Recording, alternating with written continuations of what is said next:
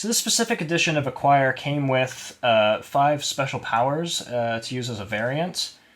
I don't know if other editions of Acquire have this or not, but I figured I would make just a little video here of specifically that part of this edition, just to share that in case it's not in your copy of the game, because I think it adds an interesting element to the game and it's worth talking about.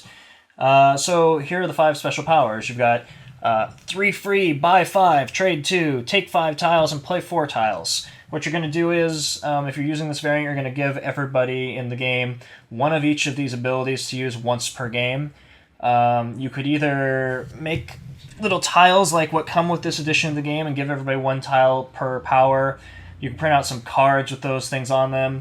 Or, you could just have 5, slots for people to look at and go, oh, I'm going to do this my one time, put a marker on it saying that I did that or whatever. Whatever you choose to do, I think it's something that is pretty easy to homebrew and add to your specific edition of the game if you want to. Here's an explanation of the tiles. You've got 3 free. When you do that, you're going to take 3 blocks of stock for free on that turn instead of purchasing them. You don't get to purchase additional ones, and you don't have to take 3 if you don't want to. You've got buy 5, where you can buy up to 5 blocks of stock this turn instead of the usual 3. But that's all you can buy. You don't get to buy like 5 plus 3. It's buy 5. You've got trade 2, where you can trade 2 blocks of stock you own for 1 from the stock market.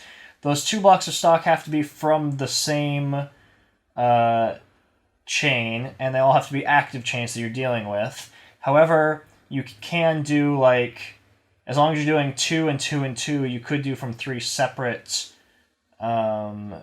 companies. So it's just important to remember that the 2 have to come from the same chain, 2 at a time.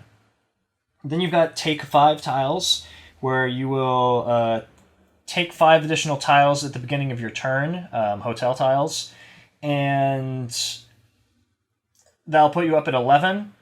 And until you drop down below 6 again, you don't get to replenish your stock of tiles. So that's going to be temporarily really nice to give you a bunch of options, but you're also not going to see any new tiles for quite some time. So if you draw a bunch of garbage, then you're going to be stuck with it for a while. So that can be pretty cool to use at the start of the game to just give you a lot of options. And then you've got place 4 tiles, where you can put down up to 4 hotel tiles on your turn when you would normally put down just 1.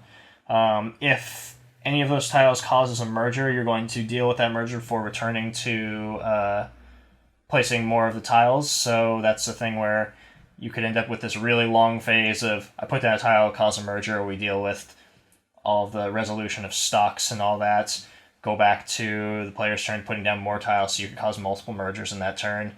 But it could be really powerful to put down 4 tiles like that on a turn. So those are the 5 special powers. I think it's a pretty interesting addition to a game that honestly didn't need the special powers, but it does just give it a nice extra flavor if you're interested in trying something that's a bit more, I guess, modern in terms of design.